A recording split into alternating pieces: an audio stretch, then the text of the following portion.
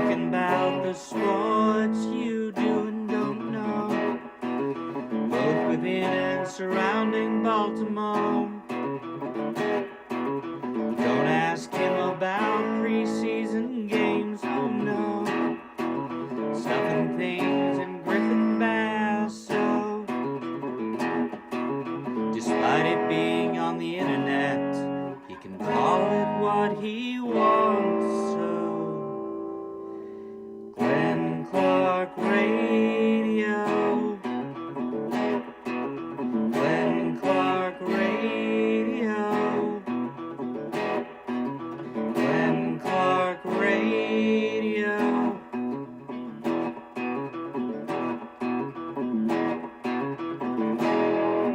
Duke sucks. He was coming back in the game. I think we had Keaton start the game. Derek and Keaton had talked about that. Keaton had started the other drive, and Derek came in and finished it off, so it's part of that rotation. He was going back in the game, then we got stopped. I think we had, 2 carries on that out of the 4 plays, maybe? 5 out of the 6 plays. I'm really happy with the play call. First down pass there. You mentioned Keaton getting a couple carries, but don't you want Derrick Henry in the game at that point? I mean, it's kind of who he is. I look back and I say, play call's the play call. If it works, we're thrilled about it. If it doesn't work, we're not happy about it. We tried a first down run the second part of that drive and got nothing. So, those get stopped too, especially when they're all up there in the line of scrimmage. So we had an RPO call that ended up being, it could have been thrown actually, and it was given, and they ended up stopping that. I think we got 3 yards on that one. So I don't like the drive at all. Looking back, would I rather have Derek starting the drive? Yeah, but, Derek was kind of ready for Keaton to start that drive. And then he was planning on coming in next, so they were working that rotation. You look back on it, I think it's pretty easy to say, hey, he should have been in there or shouldn't have been in there. But we're rotating those guys throughout the game as 2 backs, And but yeah, game-winning drive. Do I want Derrick Henry on the field? Sure, I do want him on the field. That's John Harbaugh. If only there was somebody who could do something about it. If only there was someone who could step in. We're going to get to the bot. This is Tim Robinson. We're going to find the guy who did this. Hi. Happy holiday. Happy holidays. Ooh, is that a tease for what? For tomorrow? Is that a tease? Oh, we're going to do our Christmas songs with Spiro. Yeah, it's Glenn Clark Radio. I'm Glenn. He's Griffin. And I mean, I'm not. If what you want today is for me to spend every second saying fire him, fire his ass, if that's what you're looking for, we're not going to do that. But you know what my opinion is? My opinion is that was the obituary of the John Harbaugh era of Ravens football. That's my opinion. My opinion is there's no coming back. I mean, I get it. Is it impossible for the Steelers to go lose to the Browns? Not at all. Is it impossible for the Ravens to go win in Green Bay? Of course they can win. They're a road team this season, obviously. You'd rather them be on the road, I guess. Is it impossible? No, it's not impossible. We have no idea if Jordan Love's going to play. We don't even know if Malik Willis is available. We also have no idea where Lamar Jackson is going to be. So I have no idea what to make of that game. Impossible to think about. There's just no getting around the totality of it. There's no avoiding it any longer. There were things that I would say you put up with because you are on the cusp. But you can't shake it anymore. It's kind of a miracle this is a football team that somehow is only a game under 500. And I realize that someone would say, well, they'd probably be better if they had a healthy Lamar Jackson. And I guess I would say, maybe?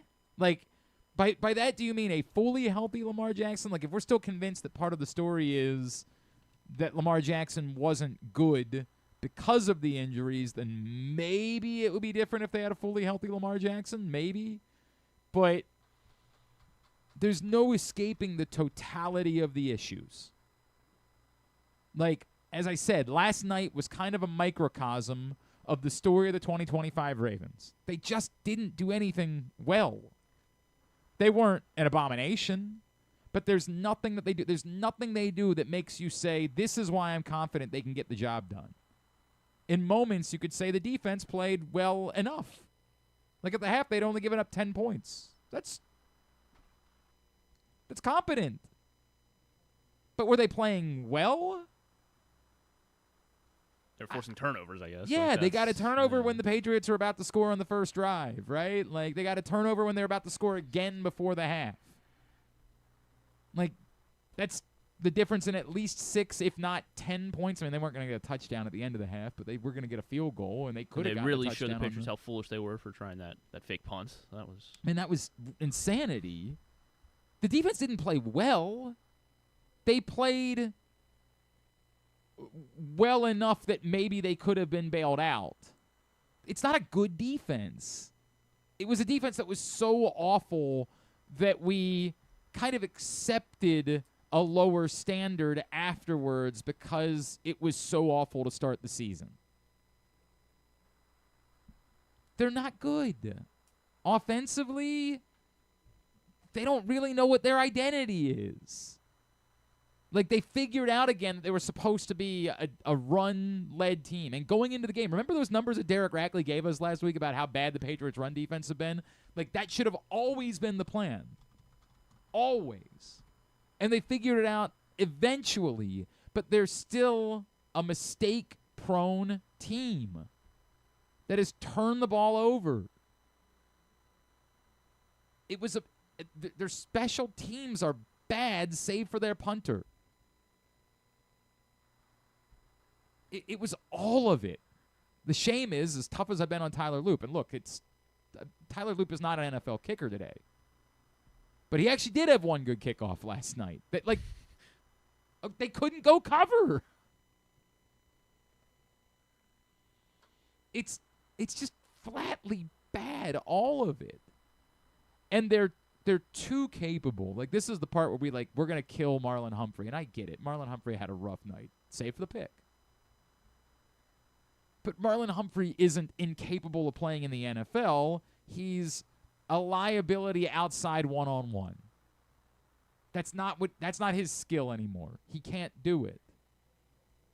And we can say, well, it would have been nice to have had Chido Awuzie last night. Then you wouldn't have had to have Marlon Humphrey on the outside. But that was a great throw too. I mean, oh, the one? Yeah. I mean, it was a great, I'm gonna beat up on Marlon Humphrey too. So yeah, it was a great throw. And like somebody could say, and Marlon did still sort of get his hand in there and give it a shot, but he also kind of didn't know where the football was.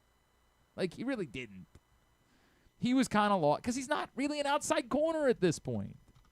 It's just not his game. His game is playing in the slot, but it goes back to some of the other problems. They don't have depth. Their draft picks aren't really panning out. They're not really. Again, the Rams are in another planet with the way they've drafted. I understand that's a difficult standard, but they're not finding guys throughout the draft that can be playmakers. And maybe they put too many eggs at the beginning of the season in the Jair Alexander basket. Like, maybe they had too much hubris about Jair Alexander, but they've needed someone that they've drafted to step up and be able to play beyond, obviously, Nate Wiggins, who was a first-round pick. I mean, like, they need a second or a third or a fourth-round pick to become a football player. That in a situation where you have one corner who's down, you could trust them. It's a microcosm of all of it. The offensive line was better. I mean, wasn't the issue. Tyler Linderbaum looked pretty good. I thought he was good. I agree. But they're doing reckless, insane things. Falele made a good block on the first Henry touchdown. That's true. He had a very good block on the first Henry touchdown. Outstanding block. And truth be told, the run blocking has never really been the problem. The problem has really been the pass blocking. Problem has been continuing to give the good running back the football. That also is a massive problem. It's all of it. All of it is there. And ultimately, the story is they're just not really good enough. And so, yes, I think this should be the end of the road. They are not eliminated yet, so I can't do the postscript yet. I presume they'll be eliminated next weekend one way or the other. I just don't think both things are going to occur. I mean, if they do, then, it's going to be a heck of a Week 18 afterwards. But my gut tells me that they're going to be eliminated next weekend. That'll be that. And then we'll have that conversation. But I am leaning towards this is the end of the line. There's no coming back from it. And, I'd probably, somebody would say, it's nice for you to join us. This isn't this thing where you think you win points. We know you get dinner with Harbaugh every week. Exactly. You know me. No, it's more this thing where people think that they score points because of their own takes. You get nothing.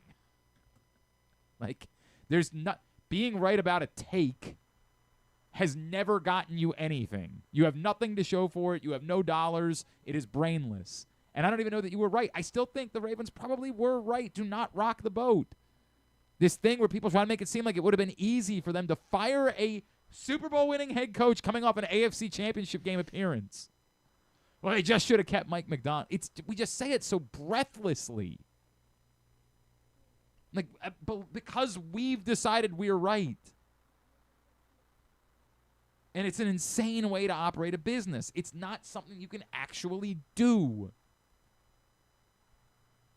But it's easy to say on Twitter. I understand that. I think this is the end. I think it needs to be the end. I think it would be a mistake for it not to be the end. Will it be? No one has any insight on Steve Bisciotti. That's the way he wants it. He's done an amazing job. I mean, he won't even talk. He won't even lie to us anymore. He won't even go through the motions of lying to the media. He just says 0 to anyone, ever. So I have no insight on that. I have no insight on whether there's a world where John Harbaugh says, I want to think about this, and I want to think about what I want. I have no insight on any of that stuff. But I don't think there's coming back from this.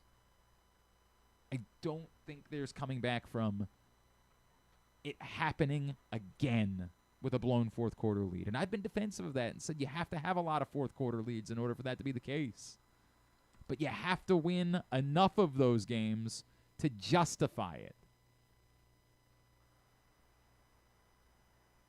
And for this season to be bookended by 2 unfathomable home collapses. And I'm not saying it's John Harbaugh's fault that Derrick Henry fumbled the ball, and I'm not saying it's John Harbaugh's fault that Zay Flowers fumbled the ball, though I don't think that many of us believe the Ravens are winning the game anyway last night. But it keeps happening. When you win enough of them, I can live with the math. I can live with it. Well, the Ravens blow double-digit leads in the fourth quarter, right? Because they have a lot of double-digit leads in the fourth quarter because for years they were running away from teams. Of course, the Arizona Cardinals aren't going to lead the league in blown double-digit fourth-quarter leads. You know why? They never have them. But you didn't win enough of them this year to overcome that. And the story continues. I think this is the end. I think it needs to be the end. Will it be the end? I don't know. But I think it needs to be the end. And it's not the tear it down and rebuild it. That's the nonsense that we say because we don't know how the world works. It's just Twitter nonsense. The NFL doesn't, you can't do that in the NFL. It's not even an option. Like, you have to pay a certain amount of money. You can't just tear it down. It's not a choice. You do what the Rams did. And you hope that you start drafting well. And that in 3 years, 2 years, next year, some of those draft picks are making the difference. And they're the reason why you didn't have to turn it, tear it, quote unquote, tear it down. So is the coaching staff the only part of this that Right now, if you said the front office too, hard to argue? I mean, what's the defense? I mean, to be fair, I was very defensive. 2024, they did a magical job of finding scrap heap guys. 2023, 2024, that were difference makers. the Kyle Van Noy's, the Kyle Van Noy's, Arthur Millett's, they did an incredible job. To a lesser extent, Ken brought it up. John Simpson, who Yeah. Morgan Moses, who we Yeah. didn't see last night, but Ken brought up that, the Draymond Jones trade. Draymond Jones has been good.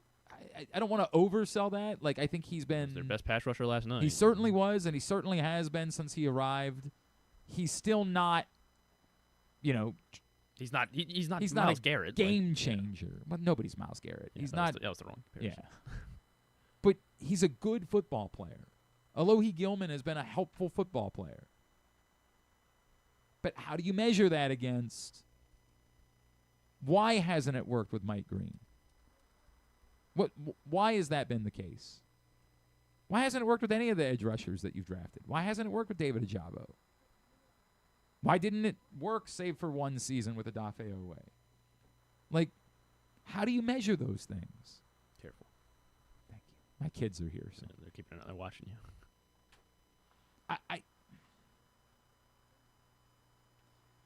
I'm not telling you that I think it has to be that you got the front office too. But if that was the decision, if the decision was we need to change everything, I'd understand it. I would. I think right now, I would say it has to be the coaching staff. And maybe it's not even that it's John Harbaugh's fault specifically. It's just that someone has to wear it. The shortcomings in the past, I was willing to give more time, provided it was still on the same trajectory. But there's been a dramatic step back that's been taken. There are fewer players that you are confident in. It's not just the wins and losses. It's that you don't look around and say, here are the 10 pieces that I feel really good about. Like, there's a handful that you feel good in context. Like, I think Nate Wiggins is certainly more part of the solution than he is part of the problem. But do I know that Nate Wiggins is like a true number one all-pro caliber corner? Not at all. I think he's a guy who in moments has looked excellent. And in other moments, not quite as much. It's a weird vibe. And I think at some point the only way to wash it is to change the coaching staff. And I think the obituary is you had control of it. You had the ability to say, obviously Derrick Henry was going to say the right thing after the game. Well, it was Keaton's turn. I expected him to be in. Maybe not obviously. Maybe I expected Derrick Henry to be furious. Somebody tweeted out that he was having a long conversation with Willie Taggart after the game. But you chose to let the season end and not say, hey, is this drive too important for us to not have Derrick Henry on the field? You did that. There's no defense of it. Plain and simple. There's no defense of it. And I don't know. I can't read the future. I can't tell you what's going to happen. But it just feels like this is the end. This, however you do it, this is the moment where you say, we can't just keep saying this is good enough anymore. Mike Golic Jr. joins us in just a second later on in the show. We are going to talk about there was a move on Friday. I know we've forgotten all about it. Shane Baz was acquired by the Orioles from the Tampa Bay Rays. Former MLB pitcher and current Rays TV color analyst Brian Anderson will join us later on in the show. If you missed Project Game Day last night, you can find it right now, PressBoxOnline.com/GameDay, or go to Facebook.com/PressBoxSports.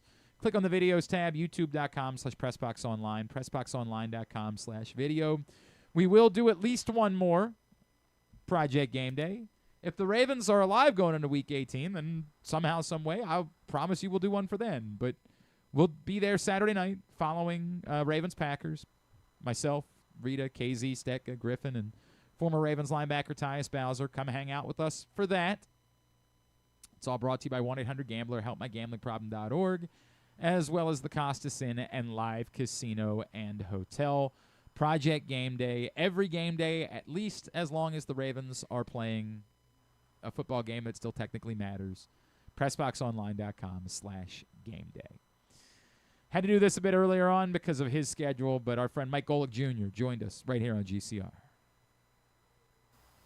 Of course, our next guest, you see him Golic and Golic on FanDuel, and you see him doing college stuff on TNT, and he was watching last night, and I think he was confused about certain things as the rest of us were. He's our friend Mike Golic Jr., and he's back with us now here on GCR. Mike, happy holidays to you, brother. Thank you for taking the time for us, man. Really appreciate it. Of course, happy holidays. And yes, a lot to sort through after last night's outing for sure. Mike, is it as, like, I feel like I hate groupthink, right? Like, I hate, sure. And some people would almost say that sometimes I can be contrarian in that way. And I don't think that's what it is. I think that we as a society have gone where we default to groupthink. So I'm always trying to figure out if there's a chance that I'm wrong. Are we overreacting to the thing where Derrick Henry isn't on the field? Because it feels to me like the obituary for the John Harbaugh regime of football, which is there's no justification with your season on the line for saying, boy, I wish he would have been in there. Like, you're the head coach. Like, I don't know what would have happened if he had been in there. They might have lost anyway. But it's just so unfathomable to me. But when everybody says it, I immediately think, all right, I got to make sure I'm not crazy. Is it as reckless as we think it is? It's certainly hard to excuse away. Yeah, like I'm generally with you. The head coach ultimately is, judge, jury, and execution on that. Now, I acknowledge head coach has a lot of things that they're going through. A lot of times, people will leave running back rotations or those decisions to position coaches, coordinator. Like every team will kind of do that differently in terms of how they're willing to divvy that up. And I don't pretend to know how the Baltimore Ravens do that with their group, but it's one of those things where to even keep up appearances as the head coach, I do feel like, to display the kind of control that people are used to hearing about, the easy answer is probably just, hey, yeah, that was a mistake and I have to own that. But to, say, man, I wish he was on the field as if it was something outside of your power, given where the Ravens are right now, probably going to be tough to stomach. There's just no way. Like, you have to have that power. That's the way it's got to go. And I look, man, again, Lamar Jackson got hurt. Maybe it's a miracle they were even in the game, but yes. They still had the chance. Like, they could have won that football game. And, Mike, I think the problem that we're coming to is it just – I want to be dismissive. I want to say, hey, all of these have different stories. But when we keep talking about the number of blown fourth-quarter leads, 2-score fourth-quarter leads, it's hard to dismiss it and pretend it's not in their DNA, and at some point it has to be washed out, and the only way to wash it out is to make serious changes. Yeah, I also do, like, I understand, like you said, it's, at some point, like, this is something that whether it's mental, whether it's how they're coached, all that, it's hard to ignore, even if, like, it's different circumstances all the time. Like, you just pointed out, like, yeah, your starting quarterback and one of the best quarterbacks in the NFL who I actually thought was playing pretty good football at the beginning of this game was out for the back half of the game. Now, Tyler Huntley, I thought, acquitted himself pretty well by and large, and you had turnovers that really damned the whole night, right? Now, maybe they didn't get points off it, but it didn't help that, the fumble from Derrick Henry in the beginning. And then obviously the most damning one at the end was Zay Flowers that had nothing to do with who was on the field playing running back or not. Like, it's just this series of mistakes that seem to haunt them in those critical moments. And you combine that with the Patriots team on the other side that had certainly been this season much more apt to go and scoop those up and find a way. You know, they've been talking about a schedule emergence and all that stuff. So I don't know. I always struggle, and I'm probably last to market on the fire the coach conversation, especially one that's been as successful for as long as John Harbaugh has, and has, you know, made the changes on the roster at times around a quarterback that, you know, they took at the end of the first round and kind of changed the way they did things and all that stuff. Like, I have a lot of respect for what John Harbaugh has done overall, but maybe it's a similar conversation to what people were having in Pittsburgh not too long ago of, hey, at some point after this long is change while you've still got one of the super weapons at quarterback to try and maximize that as best you can, something you have to entertain. I think certainly, even if I'm not ready to call for his head just yet. Mike Golic Jr. is with us here on GCR. Mike, I brought it up last night. The pressure thing. This is not post Terrell Suggs. The Ravens have never been able to find consistent pressure. They've schemed it at times. Like Mike McDonald obviously was phenomenal in terms of scheming, but it has never been consistent. They've never had a record, and part of it is they haven't prioritized the position, and they said that publicly, that they concern themselves with building outside in defensively, and said the metrics tell you that's how you build a good defense. And you know, maybe that's true, but it's also a defense that's not able to make plays when you need to win a game. I think that that's the part that gets lost, is when you have to win a game, it feels like it has to come up front. Like, how do we make sense of the fact that this organization has continuously de-emphasized the need to have game-changing edge rushers? Yeah, I mean, right now it seems like an error in their calculus if we're looking, you know, anecdotally at some of the issues that they've really had, especially, you know, post Mike McDonald, where, hey, maybe that was less of a priority when you had someone who clearly, like, was incredibly adept at finding and getting that pressure. Like, I know Zach Orr is a disciple, but it's not the same. Mike McDonald basically transplanted the same thing into Seattle. I saw Byron Murphy's got like 7 sacks and leads the team, and I said, oh, they're doing the Nnamdi Madubuike thing there again. Like, This is just what he does incredibly well, and what Zach Orr, till this point right now, has been able to do with less effectiveness. And some of that maybe is personnel. There are changes that we, you know, just mentioned, and guys that aren't out in the field there. But yeah, I tend to think that that's a mistake. Like, listen, like, they took Mike Green in the second round. It's not like they're totally averse to that. Right. Second round capital is not first round capital and all that stuff. But, like, clearly saw enough of a need to, quite honestly, ignore some of the things that we had heard about Mike Green coming out of college. That would have made that maybe a more difficult decision for some other people. And so I generally, though, as like a football person, think that's a mistake. Like, maybe it's reductive O-line brain thinking. But, man, like, when you think about the things that keep opposing offenses up at night, it's the same thing that keeps defenses up. It's speed at premier positions. It's a cornerback that can strap it up and make plays. And it's a defensive lineman, whether it's an edge rusher, whether it's a 3 technique, who's so fast, get-off-wise up the field that you've got to change what you do. We see it with great pass rushers all the time across this league, right? You can change the way that teams have to play offense based on how they allocate resources. And so if you're the Ravens constantly having to manufacture that based off looks and everything else, I think you're only going to get so far in the obvious moments. And when you get down to end of game, these critical moments, it tends to be where you got to be masters of the obvious anymore. The downs and distance situations, the position you're at in the game, maybe doesn't allow you to be as exotic in all those areas. And so you've got to have guys that get after it. And if you don't, things like last night continue to pile up. That's the reality, man. And, like, again, you can build a nice secondary, but you can only – this is the NFL. The rules don't allow for them to do all that much.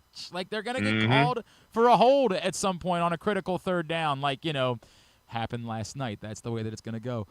Mike, too, I just, this is am I crazy type of stuff. You brought up Zay Flowers a second ago. Zay Flowers, for the most part, was one of the best players on the field last night, right? Like, other than, you know, obviously Drake May and Derrick Henry, he was the best player on the field. That said, on the fumble, it happened again where when he caught the ball, the first thing he wanted to do was not get upfield, was not run north. He wanted to hop and see if there wasn't another way to make a play. And I'll make this comparison, understand when I say it, we never like talking about Brett Favre. I'm talking about Brett Favre, the football player, not the human being.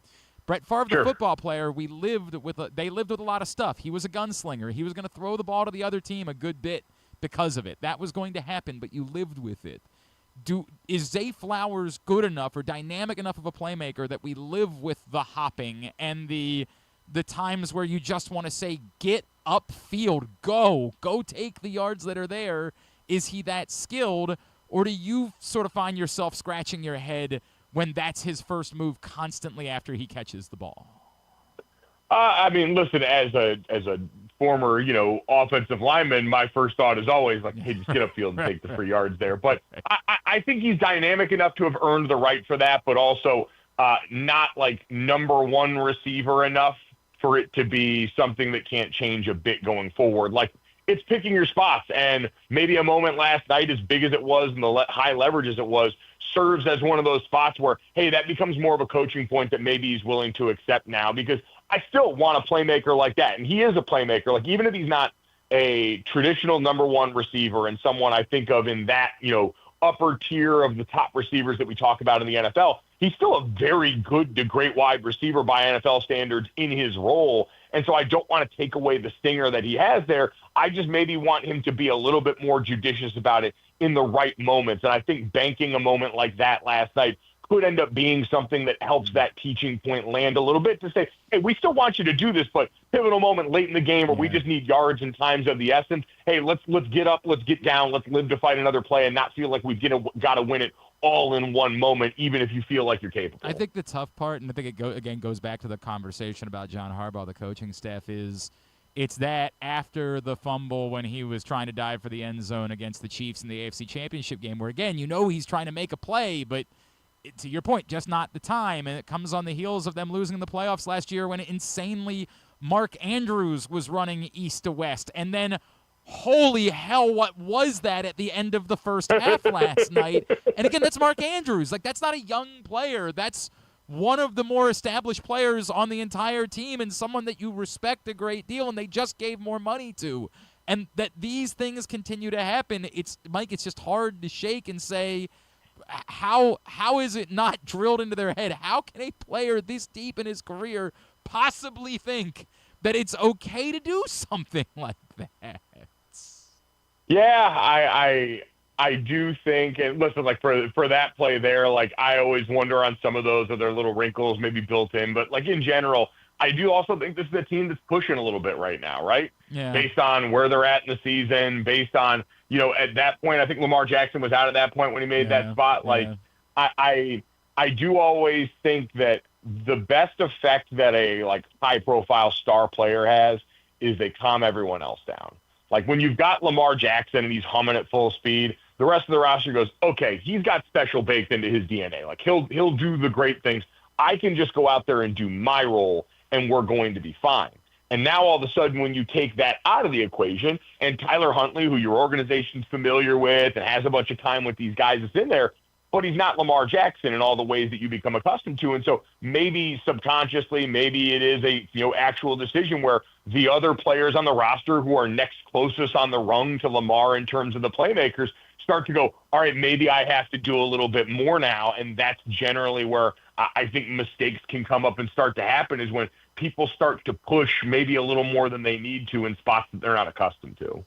I'm losing my mind enough about the Ravens, Mike. I have absolutely been apoplectic talking about the idea of kicking the group of 5 schools out of the college football playoff. It is ghoulish to me the way that we're discussing this. We're punching down. Teams get blown out all the time. TCU got skull-dragged in a national championship game, and no one said, well, we got to kick the Big 12 out of the college football playoff. I hate this. I hate this topic. Yeah, they're probably going to get blown out a lot, but they've earned that right to get blown out. And I don't think you have an actual sport if you start the season by saying half of the sport isn't allowed to compete for the championship. They're not, even if we know they're not going to win. We know the Jets aren't going to win the championship, but we let them compete for it anyway, Mike. Where are you when it comes to this conversation? I generally fall on the side that you do, where I've been a little bit startled by how willing people are to just make them the bad guy in this, quite honestly, for reasons that had nothing to do with the group of 5. Like, yeah, this is the ACC's fault, yes. Yeah, like the whole reason we're having this conversation is because the ACC's championship tiebreaker was, not ready to accommodate the massive expanding conferences. Like this is kind of like the Notre Dame opting out of a bowl discussion, where it's easy to make it about the one thing in front of our face and ignore the fact that it's about the changing realities of the sports overall and other things that had unintended consequences. And so I want to see a place for the group of 5 in this going forward. if I was going to play devil's advocate, because I've been trying to think through like logically on the other side, what could be the point that you could try and make? And it's this idea that, hey, like I point to, and even recently this year, right? Like USF beat Florida earlier this season. NIU beat Notre Dame last season. Yep. Tulane beat USC in the Cotton Bowl 2-3 years ago. Like there's evidence of it happening more recently. But we live in a day and age now where if I'm going to argue for the other side and say, hey, there's only 12 spots at least right now in the playoff, and because of the flattening of the curve around the sport with NIL in the portal, maybe that feels like there's actually 12 teams more capable of winning it all than there's ever been, where in the 14 playoff, we barely had 4 teams that felt like we could field the team then. And on the other side of this, you had the group of 5, and I thought Jeff Traylor spoke about this for UTSA ahead of their bowl game. We're going to be a show of ourselves because now more than ever, we're a buffet line for the Power Four in terms of the portal and NIL. Yeah. So maybe you're having these rosters in a place where they are less capable of being Cinderella than before would be the argument, but I still don't know if I totally buy that. I think having an avenue for one group of 5 team to represent a year is probably going to continue to be the right decision, even if I don't know how much longer that's going to last. Oh, I think their goals, they're going to try to keep the money. I don't think they're happy about sharing $8 million with these 2 smaller conferences, but I just, you can't actually justify it to me. Like, the entire sport has to be allowed to compete for the championship. It can't just be, and again, to your point, 1 spot is fine. I understand we're frustrated about 2, but that's the ACC's fault. That's not James Madison's fault. That we ended up in this position. I know, obviously, Golic and Golic, are we hearing you on the radio tonight for the Monday night game? Yes, we will. Dad and I will be back pregame Monday Night Football on Westwood 1, so starting at 7 o'clock Eastern, you can catch us getting ready for an Indianapolis and San Francisco game with a lot on the line in terms of some playoff situations that get solidified with them, and of course, like getting to watch Phillip Rivers play football again, which is incredible. After last I week. hear you saying that. I'm still not convinced that I think it's incredible as much as I think it's just. I don't know how I feel about it. At Mike Golic Jr., that's how you follow him. Mike, love you, brother. Appreciate you. Thanks for doing this as always. Have a great Christmas. All right, man. Absolutely. Merry Christmas, Happy Holidays. Thanks for having me. Mike Golic Jr. with us here on GCR. When we come back in, we're going to pause. We're going to come back to the Ravens, but we'll talk briefly about the new. Or we can stay on the Orioles. What? Or we can stay on the Orioles. Yeah. Oh, you just never talk about the Ravens again? You're suggesting? I guess that's also an option. My apologies. I haven't been responding. Don says, Glenn's a Ravens organization. Homer never holds it. Nailed it. As you can tell by listening to Well, this, yeah, you this are. morning. Yeah. Clearly, I'm doing. Yeah, well, he listens every day, 'Cause so he knows. I It said is what? correct. What did I say this morning? You said these guys are guys great. leave John alone. These guys are great. They're killing it. That's what I said. John in Little Rock, it's time to clean house. I largely agree. He also thinks DeCosta should be on the hot seat. Yeah.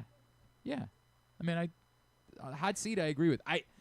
I would be okay with either decision that was made there. I don't think he has to go, but if that's the decision that was made, I would say I understand it. Nick, unfortunately, I think this is John's obit. I enjoy shots of Malort more than watching this team right now. Did you invite Nick Kelly in next Tuesday? No, I didn't. Nick, Invite Nick, show up next Tuesday. Nick, we're doing a show next Tuesday. We're going to do Eggnog Malort, so come in and hang out with us. Oh, we have to? Yeah, we're going to do that. That'll be a good time. Wow. Continue to get some thoughts in. I didn't even bother putting out requests for slaps because I don't know that anybody wants to win a Flock Yeah t-shirt at this point. So if you want to get your slaps list in, get your slaps list in. It's just one of them days. You think it's our fault? Days? What? We finally made Ravens t-shirts, and now they're like... Oh, this is our... You think and this, now the we didn't Ravens make, are like no. double We birds. did not make Ravens t-shirts. We made sorry. purple football shirts, Griffin. Oh, that's That's what I we said. made. What did I say? Purple football shirts. That's what I Is said. what we made. Don't forget everything going on in high school sports. Countysports.zone is where you find it. Proudly sponsored by your local Toyota dealer. BuyAToyota.com. We'll learn about Shane Boz next. Glenn Clark Radio. The weather's getting cooler, so when you and your family are picking out a place to dine, be it lunch or dinner, let's make it nice and easy. Now, with 2 great locations, the Costas Inn remains your #1 destination. Whether you want to get steamed crabs and the full Costas menu out at the original location at 4100 North Point Boulevard, or sample the complete menu minus the steamed crabs at the new location above the grandstand at the Timonium Racetrack. Costas is your place to go. Check out the website, CostasInn.com, for a look look at the menu, and if you want to plan that crab feast, call 410-477-1975. The Costas Inn. Get in the game with Volo Sports. With over 15 sports to choose from, join a league or grab a Volo membership for discounted play, free daily pickups, fitness classes, and exclusive events. But the best part? A portion of every league fee helps the Volo Kids Foundation provide free sports to over 5,000 kids across Baltimore City each year. Don't miss out. Early pricing for the winter season ends December 12th. Final registration deadline is January 15th. Sign up now at volosports.com/Baltimore. Gambling can be a fun and entertaining experience, but there are risks involved. If you're planning on betting on the game at the casino or on your phone or computer, know your limit, stay within it.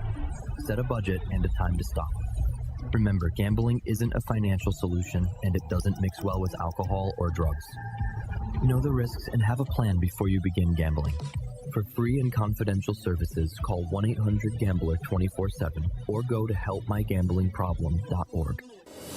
The latest edition of Pressbox is available now, and it's our annual Best of issue, celebrating the top people, performances, and moments of 2025 in local sports. On the cover, we recognize 4 of the most significant athletes of the year: Orioles pitcher Trevor Rogers, Navy quarterback Blake Horvath, Maryland basketball star Derek Queen, and our 2025 Mo Gabba Sports Person of the Year, Ravens safety Kyle Hamilton. Pressbox is available for free at over 250 locations throughout the region, including your Baltimore area High's dairy stores. Plus, you can read the entire issue online at PressBoxOnline.com, where you can also find great betting advice and the best daily coverage of the Orioles, Ravens, and Terps. Get ready to hit the ultimate holiday jackpot at Live Casino during the live action $1 million giveaway. Every Friday through December 26th, we'll draw 25 lucky cash winners, but only one winner each Friday will advance to the final rounds on December 26th, where you could win $1 million in just 3 spins. Come make your million, only at Live Casino. At Erndale Mills, must be 21. Please play responsibly. For help, visit mdgamblinghelp.org or call 1-800-GAMBLER.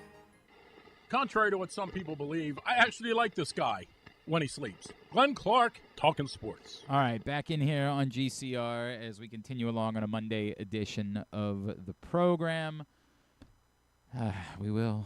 I don't even know if we'll have time to go over all the picks, which would be fine by me. No, we have to. Fine by me. Come on. I don't think we're going to. Come on.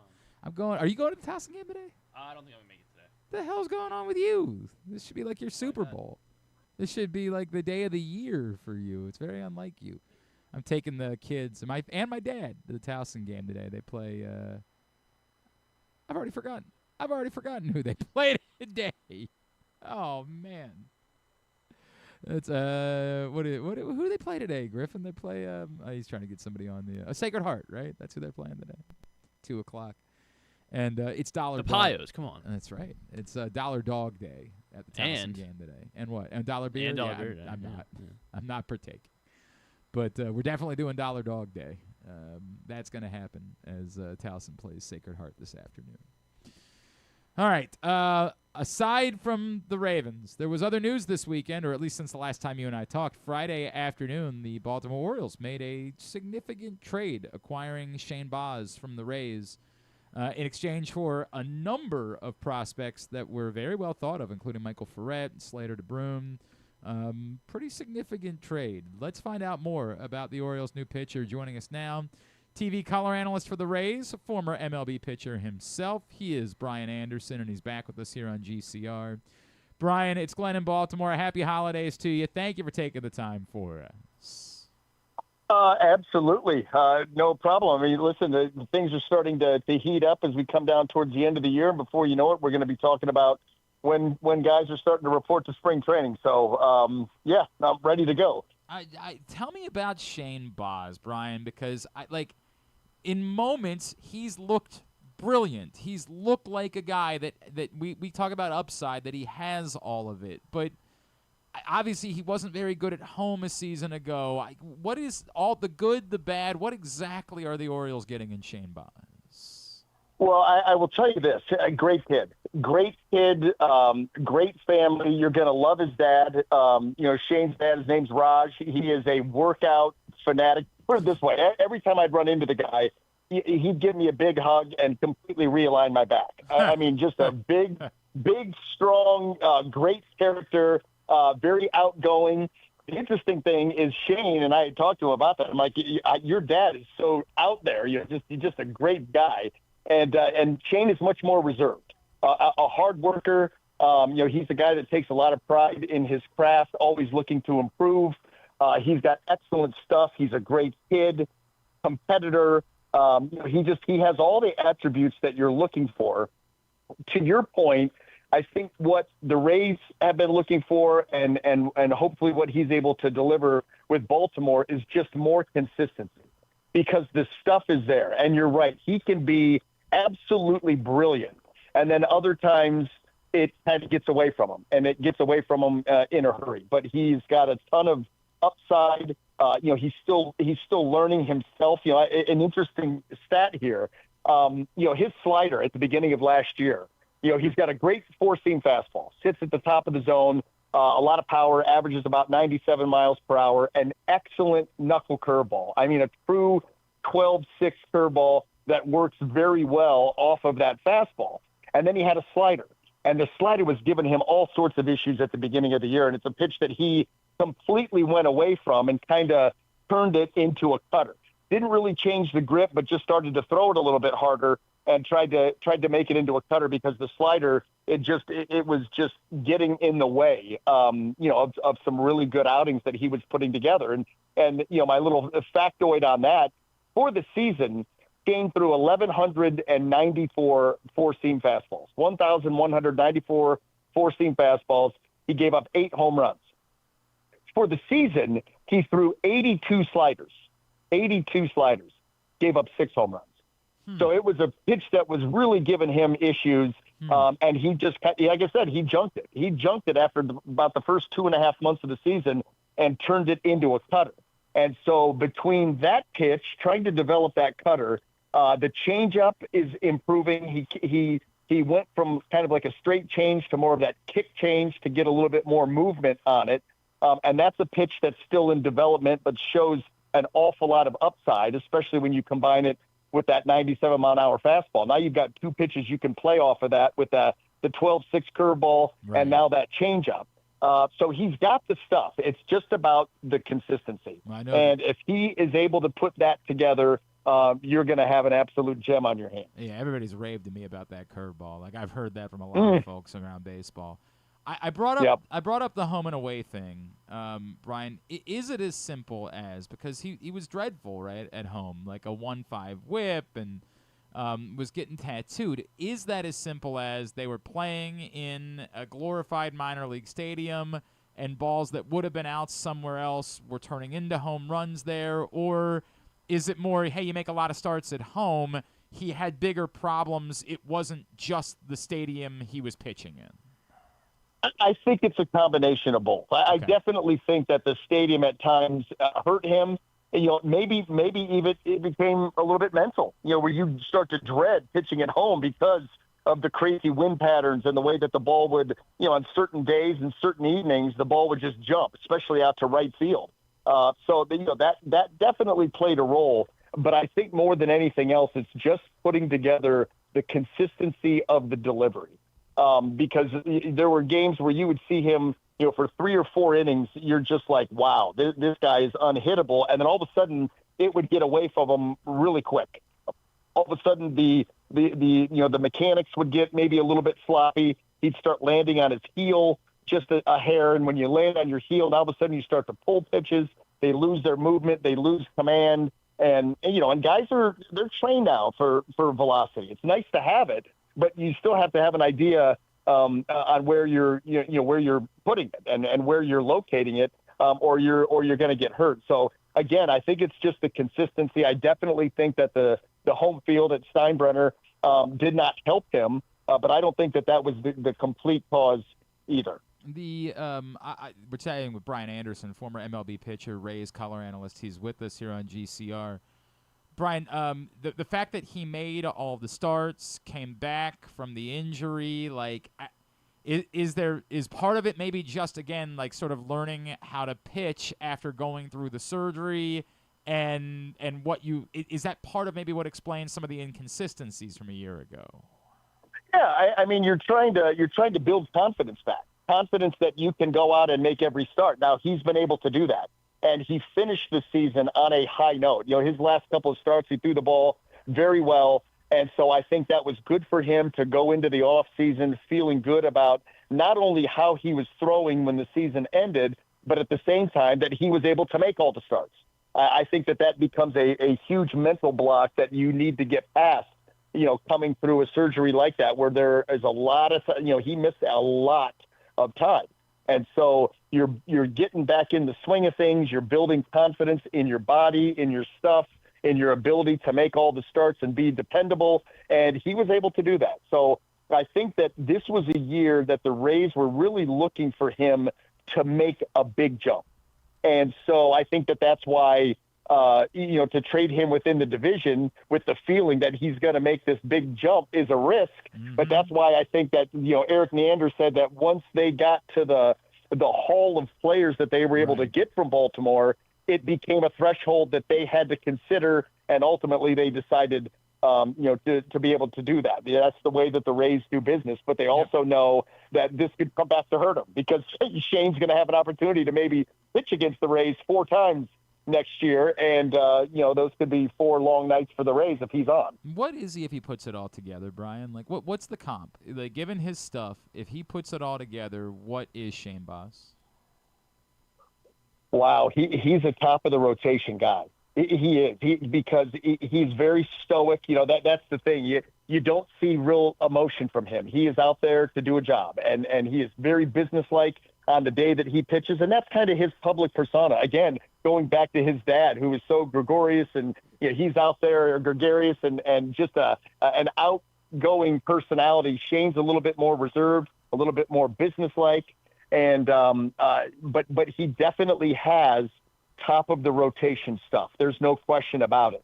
And so if he is able to find that consistency, to have that confidence continue to grow, then he's a guy that you can put right up there, 1, 2, and on a really good team, he'll be 3.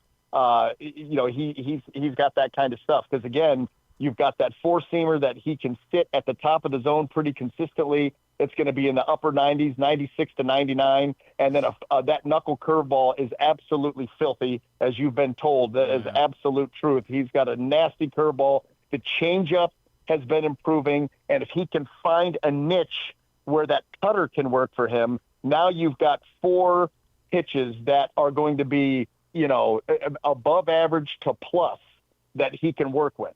And again, he's a Texas kid. He's a competitor. I assume that we don't expect, you bring up the velo, and obviously 96 and 99, that's going to be just fine. We've actually seen him hit over 100 a few times. Mm-hmm. The assumption isn't that there's still somehow maybe more velo that could come. I don't even know if that makes sense for anyone not named Randy Johnson, right? Right. Yeah, I don't know how much more you're going to get, but he's already at the top end. Then you start to refine the command of it. And now you're able to really sit it right up there at the top of the zone and force guys to have to make really quick decisions. And then you've got the changeup, the curveball playing off of that. And then, like I said, wherever you find a place for that occasional cutter, he has all the earmarks of a guy with great stuff that complements each other well. Again, you can play the north-south game with the fastball, the curveball, and then here comes the change of pace and the occasional cutter for a different look. You start to be able to get those consistently into the areas. He's never going to be a command guy. There's not a lot of command guys out there anymore. It's more about getting your pitches to the right area. And if he's able to do that consistently, you're going to see him put together some really, really dominant outings as we've seen already. You bring up, because obviously you reference the idea of making a trade within the division, and the immediate thing would be, well, the Rays must know something, right? There's got to be a reason. Yeah.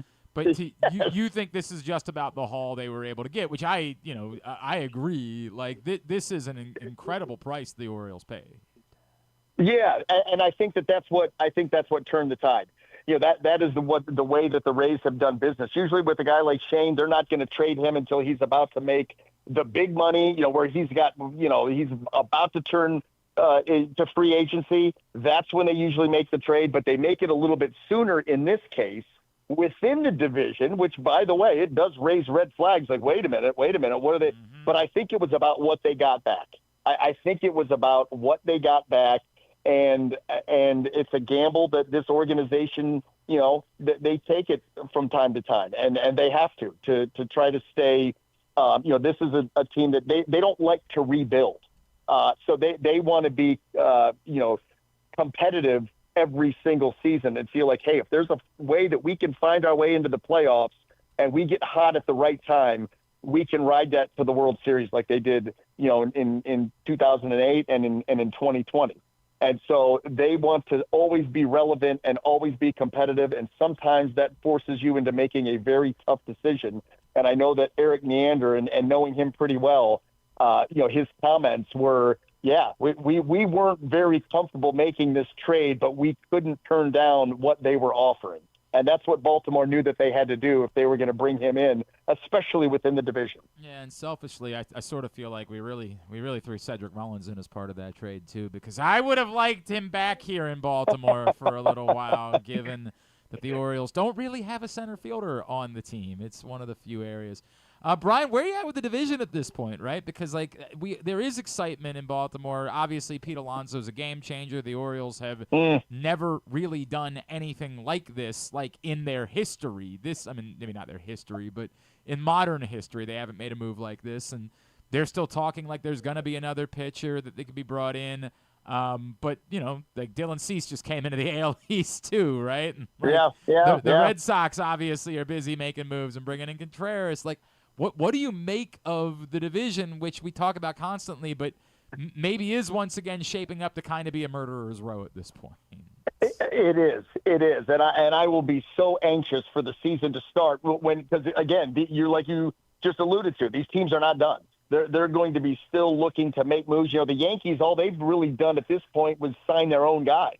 So you figure they're going to go and do something. Boston's not done. I don't think Baltimore's done.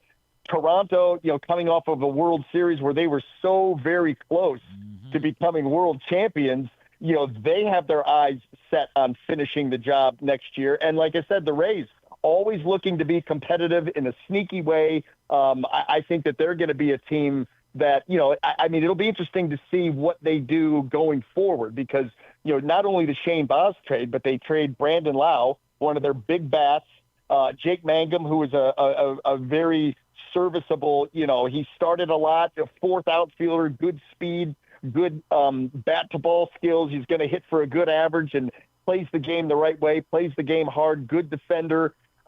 He goes out the door. Mason Montgomery, power arm lefty out of that bullpen. So, they have definitely moved some big pieces.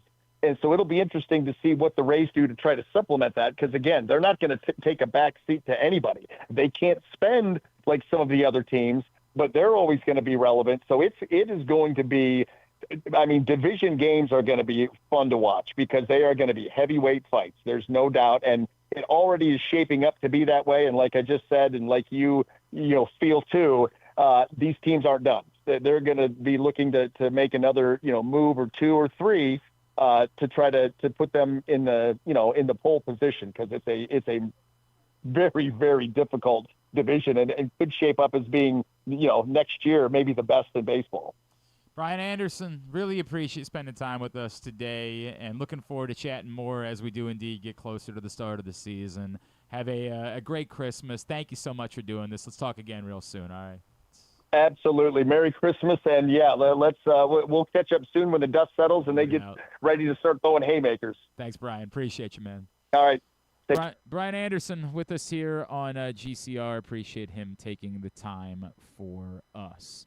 I'm going to attempt to have an adult conversation because there's been like a weird number of Tyler Loop truthers that have popped up in my life. I've tried saying this a couple times. Oh, I know that's wrong. Go ahead. Put him on hold. I'll get to him in a second. I've tried saying this a couple times. I think Tyler Loop might be an NFL kicker at some point. I think that might be the case. I think at some point he might prove to be an NFL kicker. The problem is measuring the development of a kicker versus the need to have someone who doesn't make mistakes right now is difficult. The Ravens, I can't say they lost the game last night because Tyler Loop missed the 56-yard kick. I can't say that. But he's contributing to losses. Is it the thing where it seems like this is very much Zay Flowers' DNA, but yeah, Zay Flowers not trying to immediately cut up field, I don't know what it is with Tyler Loop. I don't know how to if explain. If they only need a field goal at the end, I guess is what I'm trying to say. Oh, yeah, you're saying that, right? Then maybe, yeah. If they're down by one instead of... It contributes. It contributes to it. And, leading the league and being short of the landing zone. And Tyler Loop might be a good kicker someday. It might be that we look back in 5 years and we say, you know what, in the end, it was worth it. Maybe. Maybe we will. I don't know that, but I can't say that we won't.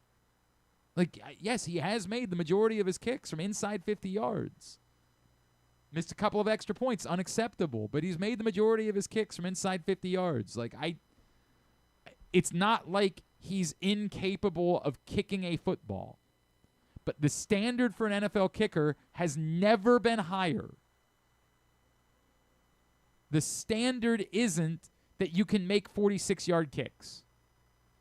That's not the standard. That was the standard for Matt Stover once upon a time. The standard for NFL kickers has changed dramatically. They literally allow you to manipulate the football. You can't leave a 56-yarder short. There was no weather problem last night. The weather had nothing to do with it. He left he misstruck the ball. You can't miss 55-yarders indoors the way that he did in Minnesota. And I get it. They won that game, so you can't do that. And if it was just the 50-plus yard kicks, I might be more inclined to say, all right, give him some time. Give him some time. But the kickoffs have been disastrous. Disastrous. Unacceptable. He's missed extra points, which I guess everyone is doing, but not everyone, but yes, there have been randomly more. And look, good kick. Jake Elliott missed multiple kicks, true. right? I understand that kickers miss kicks. It's the totality of it. The best argument that anyone can make is, I think he's going to be good in the future, and maybe he will, or that he hasn't been so bad that you obviously had to cut him. He hasn't missed so many gimmies that you obviously had to cut him on the spot. However, I do think the kickoff stuff would have been enough for him to get cut if he wasn't a draft pick. There's no way... I don't think the Ravens are going to play with their season on the line in Week 18, but imagine thinking your season's going to come down to a 56-yard kick in Week 18 in Pittsburgh and believing that you would have faith that he's going to make it, which doesn't mean that he couldn't. It's two different things. It's a complicated, nuanced conversation. I'm not telling you Tyler Loop might not ever be good. He might be. But we're not really talking about what's going on with Tyler Loop, in part, and it's the Colton Cowser thing, because we like saying Loop. I don't think that's... It's in part. I don't think that's nearly as... Dude, you hear it every time he comes in to kick. Well, because we want to support our players. It's not just about supporting players. It's fun. It's fun to say Loop. It's fun to say Moo. I understand. I think Colton Cowser is better than Tyler Loop. Why would you think that? Based on what? The fact that he hits 400-foot home runs and every now and then robs home runs. Colton Cowser was objectively Tyler Loop awful. hasn't done anything. No. Tyler Loop has not done a thing. Tyler Loop has been better than Colton Cowser because you're not being fair. You love Moo, so you're not really thinking about what Colton Cowser. Colton Cowser was horrible. Was a horrible. Well, they were a horrible team. That doesn't. You're not having it. You're trying to change the subject. I'm not talking about the team. I'm talking about Colton Cowser. Colton Cowser was awful. Awful. and has been. And how can you since argue that those Tyler 6 Loop has been weeks. better? Because By doing the absolute bare minimum of his job. When I'm saying they're both. there are only 32 of these jobs in They're both been the bad. world. You're trying to make it seem like one's been better than the other. If there's any argument, it's that he hasn't been quite as bad because it's just the missed kicks. But it's the same concept. You need 3 of Colton Cowser. Like there's 3 outfielders. Like you need it's not all. He's you not have one of them. You can only roster one kicker. I understand what you're saying. I'm saying Colton Cowser shouldn't be a starter in the major leagues. There is And nothing I'm disagreeing. Yeah, I based disagree. on what? I mean, like when you look at their team and who is on the team, You're having a different conversation. and that and he's gonna have good days and he's gonna have bad days as well. No. There's not going to Baseball have. players fail 7 times out of 10 He's not anyway. failing 7 times out of 10. You're right. He's failing. It would 8 be times. a miracle if he was failing 8 failing times, 7 yeah. times out of 10. You're being defensive of Colton Cowser NFL because kickers should be you failing like Moo once out of 10 or times. you want and- him to be good. It's the same. We want these guys to be good, so we're not being honest about what they are. And I don't want to pile on either one of them. I like Colton Cowser. I hope he becomes a baseball player. But he was a baseball player for 6 weeks. Now, they were an otherworldly 6 weeks, so much so that they propped up a season that's still at the end of the year. He hit 246, and we pretended like he was good. He hit 246 after for 6 weeks. He was hitting 400. That's how awful he was for the rest of the season. What do you hear what the guy they just signed hits? Which one? Pete Alonso. He hit 271. What are we doing? That was last year, yeah. I but he's had understand years that. where he What hasn't did hit Colton 271. Cowser hit last year? Not good. Awful. Not major league. The Ravens don't have a kicker who can make a 50-yard field goal. I understand that. That's unacceptable. We're having 2 different conversations. They're both not good enough. But we don't want to say it because they're young and we want them to be good. And because we like Loop. I don't like Loop. There it is. We like all of that stuff. It's fun. He's been one of the few guys that's gone out and done a lot of appearances this season. So you might have met him. Everybody in this town loves a kicker because we've had a legacy of good kickers. So you like buying a kicker's jersey. You like Moo. You like putting on a cow outfit. So we can't talk about how awful Colton Cowser has been. It's a problem that we have. And I still would stand by. I think Tyler Loop has actually been better than Colton Cowser, save for those 6 weeks, because those 6 weeks were amazing 6 weeks. So if you want to say Tyler Loop hasn't had 6 weeks like Colton Cowser, we can have that talk. But this season versus last year from Colton Cowser, Tyler Loop's been better. I don't He has been. think so. I don't think so. You're not being realistic about how bad Colton Cowser was. I mean, you're not being realistic. about You're not looking around the rest of the league, and teams are making I'm 59 telling you, yarders Tyler with Loop's ease. not been an NFL kicker. I'm telling you that. That's how the premise starts. He's not an NFL kicker. And I think the argument I'm trying to make is that there are more outfielders in baseball than there are kickers in the NFL. If you can't find an outfielder that hits 200, then I think each team is going to have an outfielder that hits but around 210. Yeah. By the way, because he would have needed to have had a much better season to hit 210 last year. You keep trying to move the needle. We were just talking about 2 years ago when he hit 240. I'm saying last year versus this year for Tyler Loop. Tyler Loop's been better than Colton Cowser. No, he hasn't. No Last chance. year. Colton Cowser hit 196 a year ago. He was not a baseball player. This is the thing. You want Colton Cowser to be a baseball player. I also want the Ravens to have a kicker too. I agree. You're making my point just the opposite way. Your unwillingness to talk about how bad Colton Cowser is. I agree that he was not good. It's awful. Oh my God! It's But not he's got a good arm. He does have a good arm. He's got You're good right range. about that. And Tyler Loop makes all of his kicks inside 50 yards. Jake Elliott didn't do that. Tyler Loop does that. Then they cannot. Then they can't Cowser's attempt 55 awful. yarders anymore. They got to stop doing that. If Tyler Loop's their kicker, there's an argument for it. 100%. Which obviously doesn't work because they were like 4th and 13 last night when they did. They went from like 4th and 20 something. Well, then go for it next time. I mean, that's just change the. No, they can't. They're not going to change go your for chemical it on 4th and balance 13. completely. They're going to take a penalty and punt it is what they're going to do. Ron, go ahead. Let's have this conversation. What you got, buddy? I was right about John Harbaugh. That doesn't mean anything, Ron. That's going to get you nothing. Between I know, that but- and a nickel, you're going to have a nickel. And Ron, again, I love you, but we never Glenn? do the I have a take and that it is worth as much. Everybody, you're going to be wrong about 7,000 other things. Yes, Thinking that but I'm right there's a about value, this one. but there's no value in it. Like it just doesn't To me, mean there is. anything. But doesn't do anything. To me, there is. But hold on, let me just say this. Mark Andrews, I want to get to Harbaugh, but Mark Andrews, that lateral is being, I feel like nobody's talking about it. I have not heard anybody on any of the stations talk about what he did at the end of the half. I mean, come on, Glenn.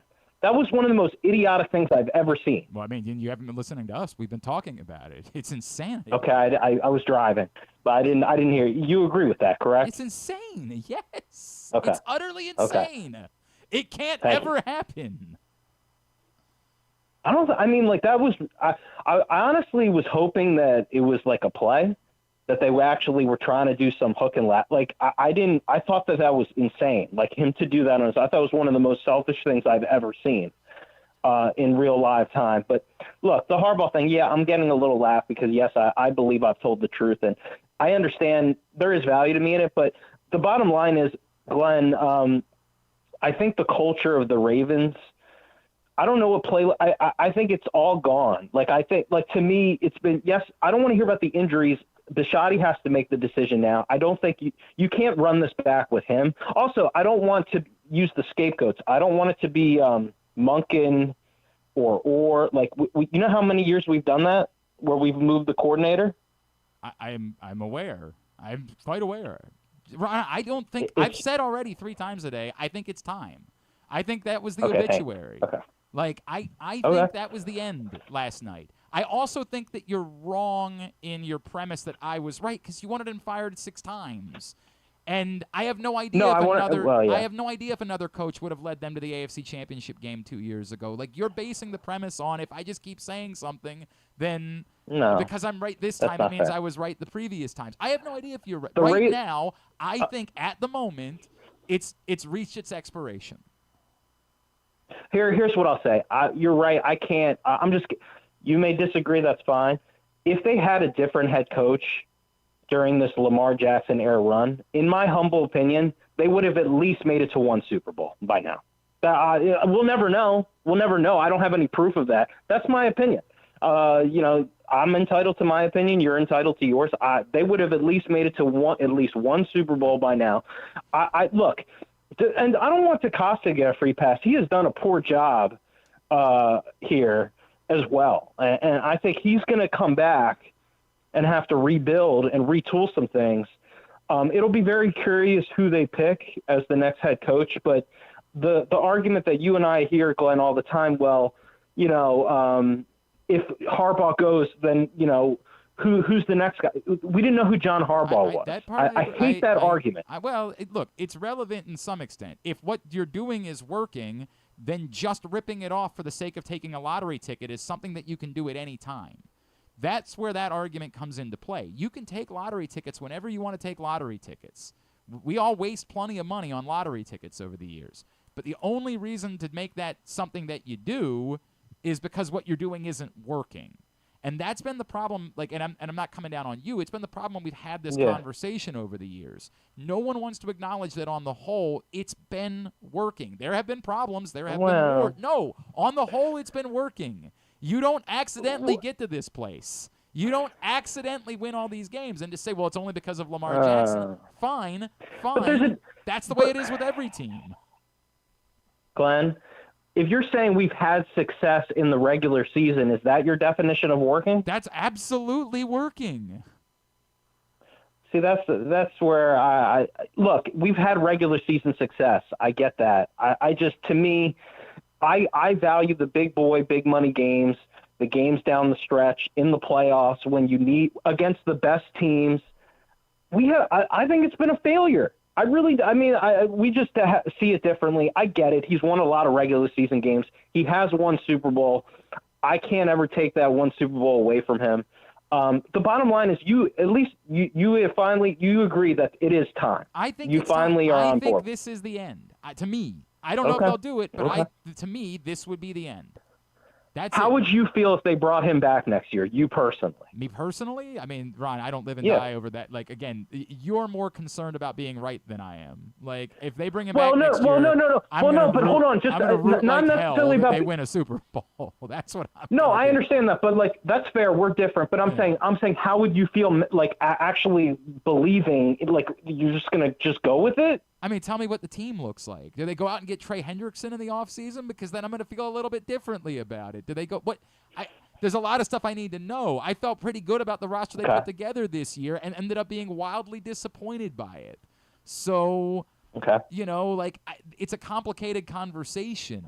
I'm not going to – if they hire the next John Harbaugh, I don't even know who this person would be, who's some random special teams coach they could hire to be the next coach. I'm not going to suddenly say, that's the guy. They're going to go win a Super Bowl next year, right? Like, it's a complicated conversation.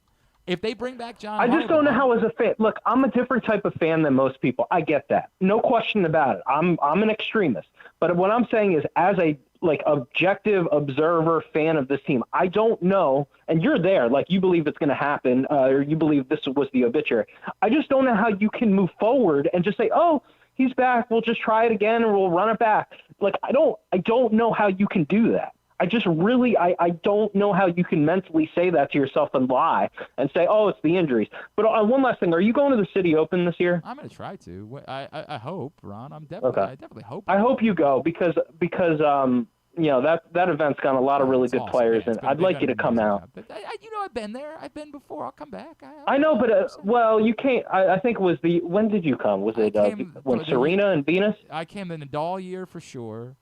And then I came again. Yeah, I think one of the years, not last year with Venus, I couldn't make it, but I've been a couple of times, Ron. I'll be there. All right. All right. Well, I need you there because here's the thing. That's my opportunity for you to actually know I'm actually a pretty normal human being. Ron, I just get upset about this. You know, stuff. I love you. This is why you and I can go back and forth, is because I love you. All right. But hold on. Can we just set the record though? Ken Zales is like the leader of to me, Glenn. To be fair, I have been on board on this train for a long time. Is that fair? Would you at least give me that? I think you've been very consistent about it. I do agree with thank that. You. Okay. That's all I wanted. That means so much to me. That you think I've been consistent, at least in my position. That actually means the world to me, Glenn. I love you, pal. Let's talk. All right, man. Have a good one.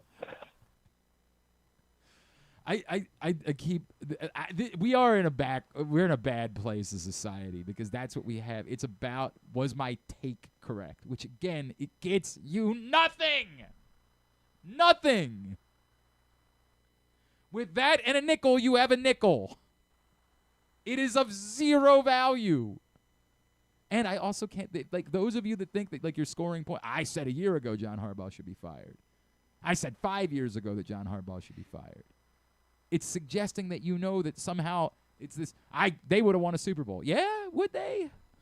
Maybe they wouldn't have made the playoffs. They had Brian Dable as their head coach. Right. They obviously, that would have solved everything. If they had the guy that the Titans fired, Brian Callahan. We if they just had him. say things for the sake of saying them. I have no idea. Like if it's attention you want, you got it. I mean, I guess I'll give you attention. I'll let Ron call in. But if you want points, you got to go somewhere else for that.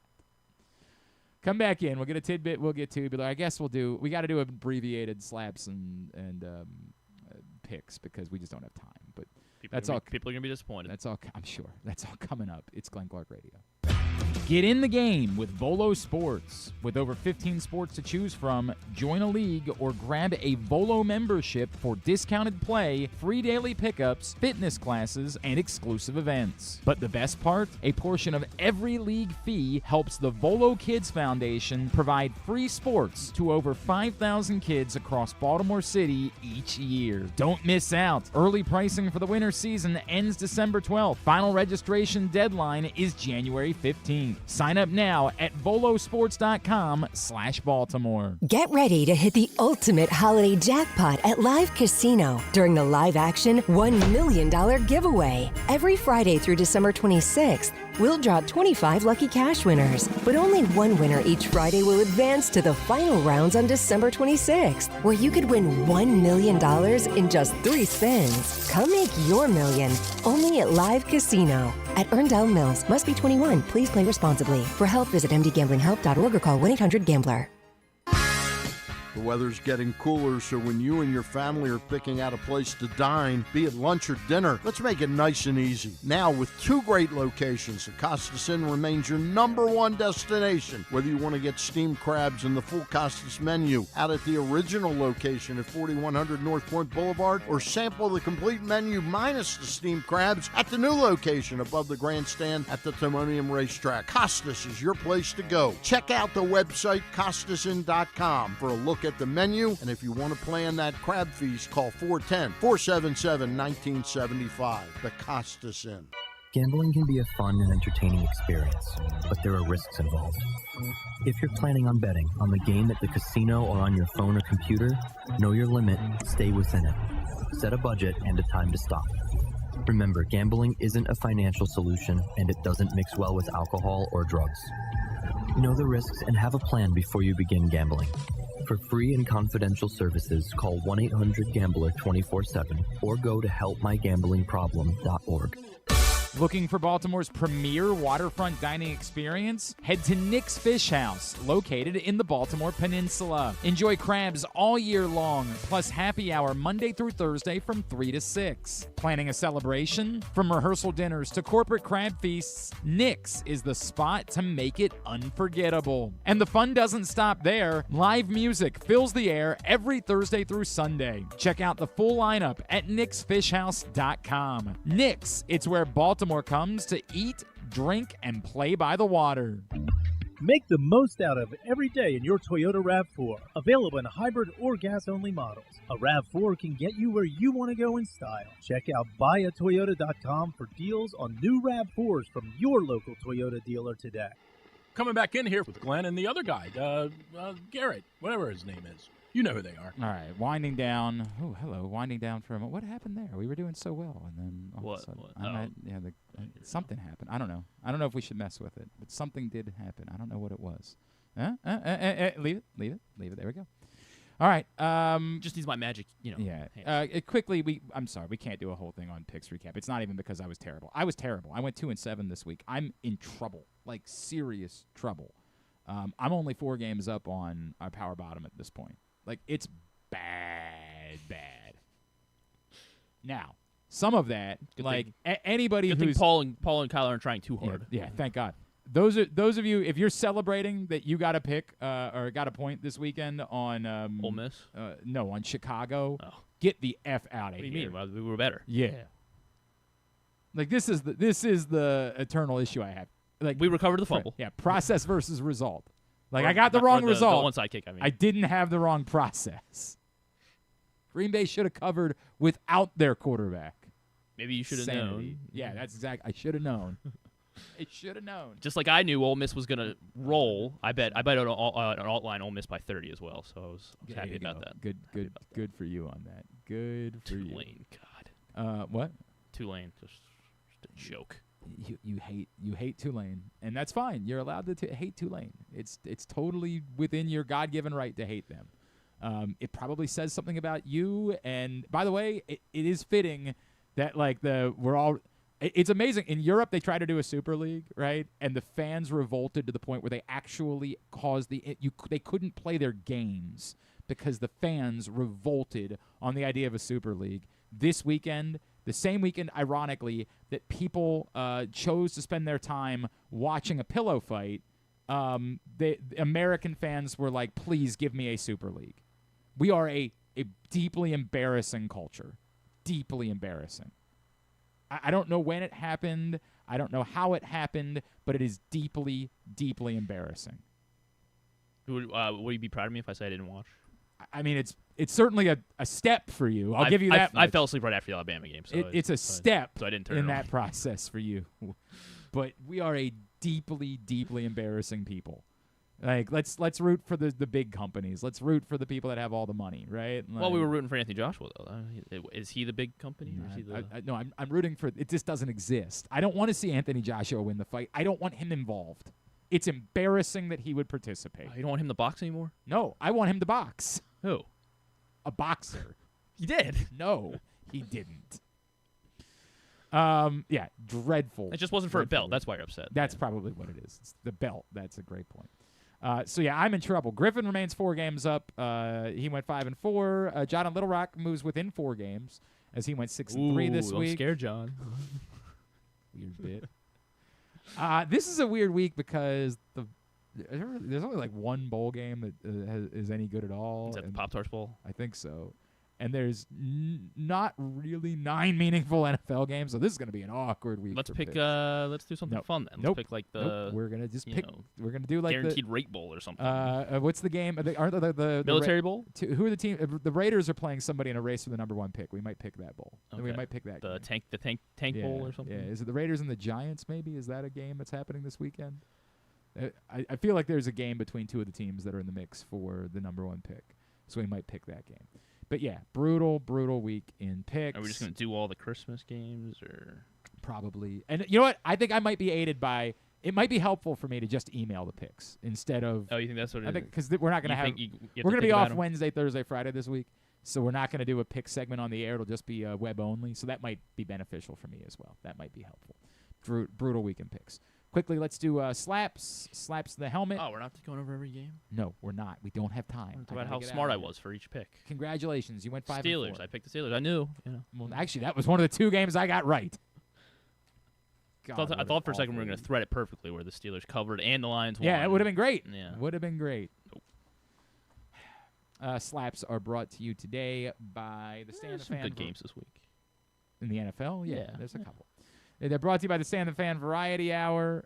Stan and Luke got together last week to talk about Shane Boz. If you missed it, Facebook.com/PressBoxSports, YouTube.com/PressBoxOnline, PressBoxOnline.com/video. As always, Stan's shows are brought to you by the Costa Sin and the new Costa Sin open at the Grandstand in Timonium. Slaps. This is a shame because I had more offensive guys than I had defensive guys this week, although there are also guys that I did leave. Like Mike Green I'm leaving off, and it's probably unfair to Malachi Starks that I'm going to put him on the list because really I'm just very pissed off about one thing that didn't actually impact the game all that much. But I can't shake it.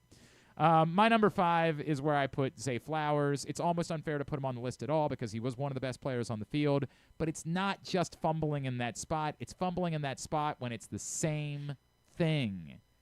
It's constant.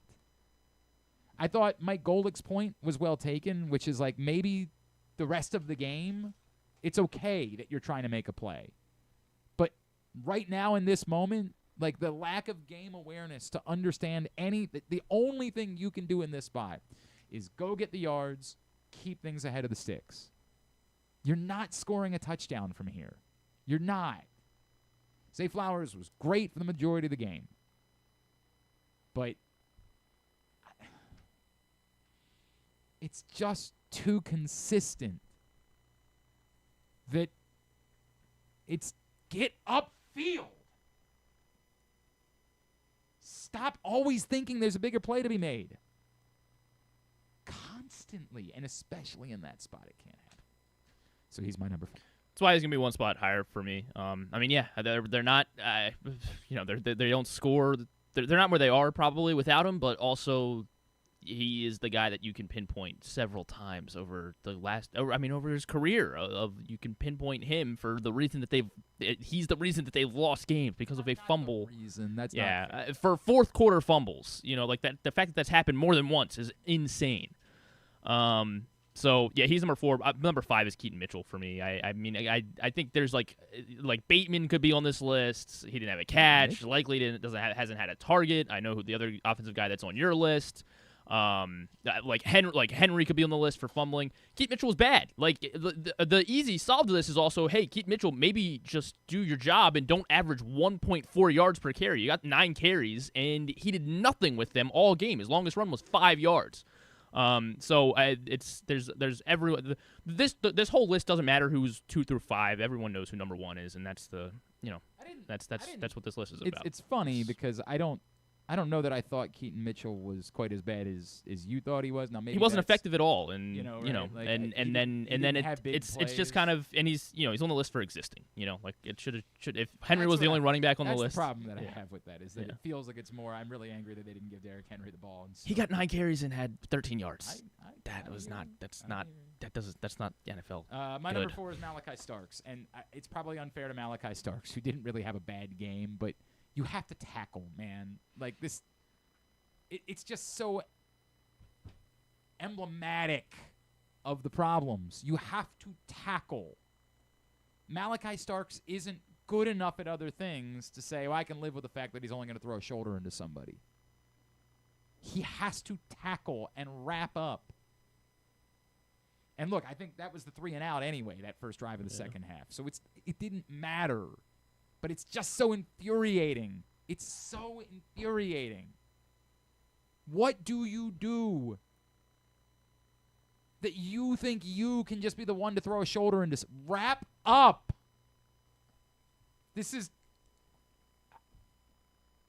Malachi Starks was number 4 for that. It enraged me in the moment, and I decided he was going to be on the list because of it. I mean, yeah, he didn't have a great game. Just not obviously that play, but the stuff across the middle as well. Like I considered him for like, I mean, I don't know what to. Maybe the Patriots are just like Drake May is just really that good, but they were obviously carving up the middle all game. I mean, they could do whatever they want. You said Zay was your number 4. Yeah, Zay was my number 4. Mark Andrews is my number 3 because again, he didn't do enough to overcome and like you can say again, it didn't hurt them, but it actually did, and that's the part that we're gonna miss. It did hurt them. There was a 15-yard penalty on that play. It cost them points. They would have been, well, maybe, because I don't know if Tyler Luke would have been 50. Yeah, exactly. Yeah. 50 plus 15 yards. They would have been at the 35 with still time to run another play. Or I think they would have been at the 45. I meant to say they were close to the 50, and so I think the play happened at like the 40. I felt like it was closer to the 50 than that, but you tell me. Yeah, it was at the 40. But he threw it backwards. Where was he when he threw it? The 40. Yeah. All right, he was at the 40. So then he was at the 45 with still, how much time was there? 15 seconds. Yeah. And they had 2 timeouts. Yeah. That's a harmful play. It's not just that it's stupid. It was actively harmful. Number 3. Yeah, that's good. I didn't quite think about it that much. I just thought, okay, nothing hurt here because they already kind of got away with one forcing that fumble. But yeah, Andrews is a good one. I mean, there's everybody. Now, my number 3 is Tavius Robinson. He was the best player on the field a week ago, and then just didn't do anything tonight. I think they did credit him with 1 or 2 pressures, 1 or 2 quarterback hits. I think it was just 1. So they played him. He played like 75% of the snaps and was a non-factor. Now, obviously, the whole pass rush did very little and didn't get. They got pressure sometimes on May, but it was very inconsistent. So Draymond Jones was at the end of the day, probably they the get best. credit with 4 sacks. Yeah, I know. Well, yeah, because the punt was technically. And that's the crazy. So you look at the box score and you're like, why is Tez Walker listed as having a sack? Good for Tez. Yeah. That GCR bump. The Glenn Clark. Right? That's what I mean, yeah, he did very little, and he played the most of any of the pass rushers. So Tavius Robinson, after thinking that, hey, maybe we're turning a corner here last week, clearly they weren't. Tavius Robinson's my number 3. My number 2 is Marlon Humphrey. It was a mess. Like again, he made a play. He sure did, but it was a mess last night. It was bad. Number 2, Marlon. The whole secondary definitely can be up there. Stephon Diggs, they allowed Stephon Diggs to rewind the clock 8-9 years. Stephon Diggs has been really good this season. He had been bad over the last 3 weeks. Maybe, like he hadn't done anything over the last 3 weeks. On the year has been very good. He had I think he had less than 2 catches each of the last 3 weeks. He had done nothing, and then they allowed him to come in here, and maybe it's just being back in Maryland. That's all he needed. But Marlon Humphrey's my number 2 as well. And John Harbaugh's number 1. I don't feel the need Why? to talk about it. Why? Wait, what? I don't feel the need to discuss it any further. Loop is my number 1. Yeah, there you go. I can't believe how much you hate Tyler Loop. I didn't realize that. Because But it's actually it's the whole because what I've really realized is you somehow both hate Tyler Loop and you are insanely defensive of Colton Cowser still, which is a wild bit, man.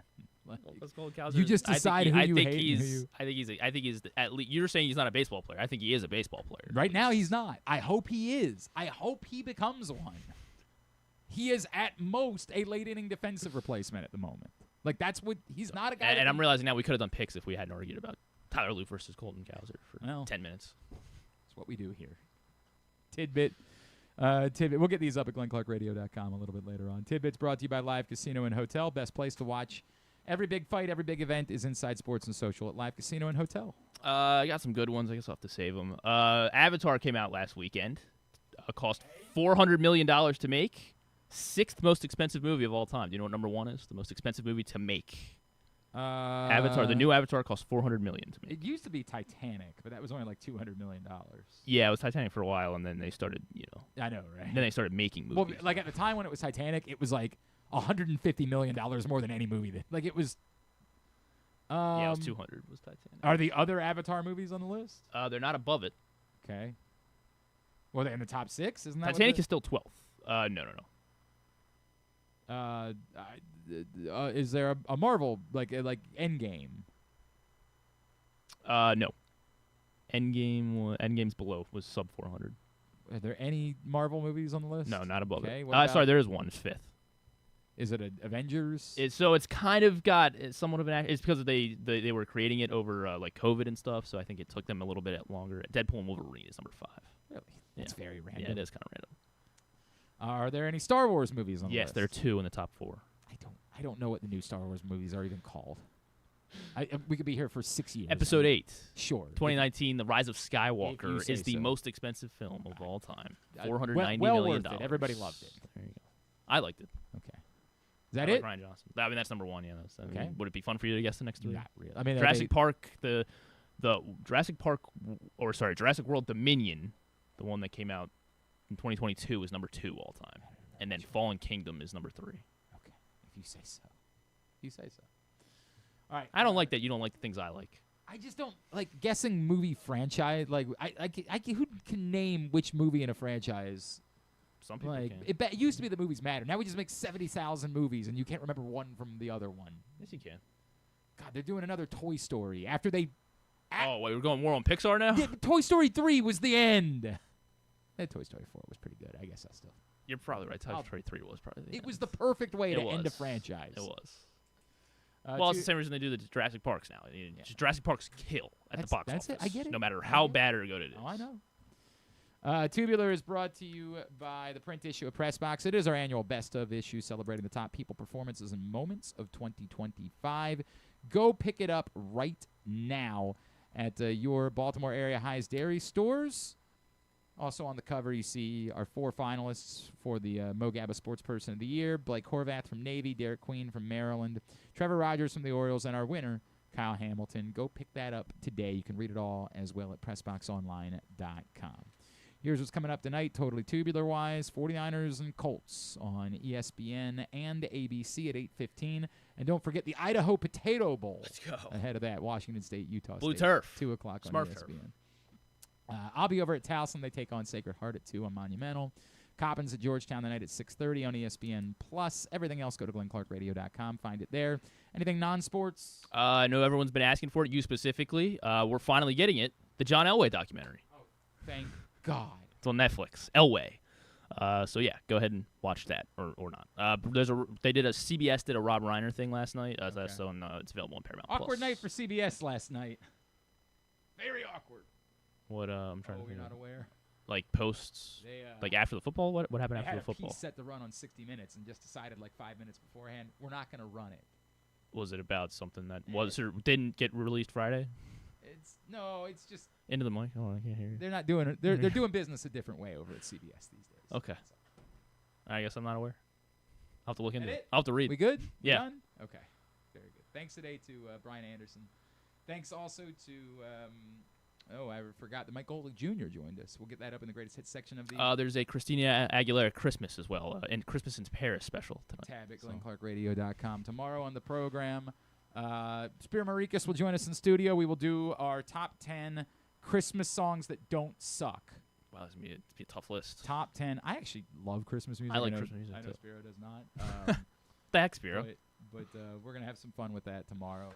Are we doing the regular Tuesday stuff? I think we can, yeah. Okay, Bo, Joe. And Joe, yeah. Bo and Joe. Bo Joe. Might be the last time we do it. It's going to be anything we're talking about with Bo both next of them. week. It's definitely the last week for Joe. Yes. It's championship week. I'm in the two, so I didn't make it in the press box league. Oh no. I did. There's no money. I've in scored that 200 league, points so each of the last 2 weeks. Good for you. It's going to qualify you for no dollars. Well, it's just, obviously I know what I'm doing. But I did make the finals the other 2. I'm going to, however, have to play with a waiver wire quarterback in one because Lamar Jackson did not. Somehow I got to the final despite Lamar Jackson and Theo Johnson combining for 4 points. Thank you, Chris Olave. As long as Shout out Chris Olave. Brock Purdy doesn't score 39 tonight, I'll be in one. All right, we'll do all that tomorrow. And then another one I'm in if Brock Purdy and Jonathan Taylor don't combine for 30. If they combine for 36 or less. Okay. So that one's tougher. I wish you well would. tougher. Thanks to everybody at PressBox, all of our great sponsors. Thank you for and your well partners.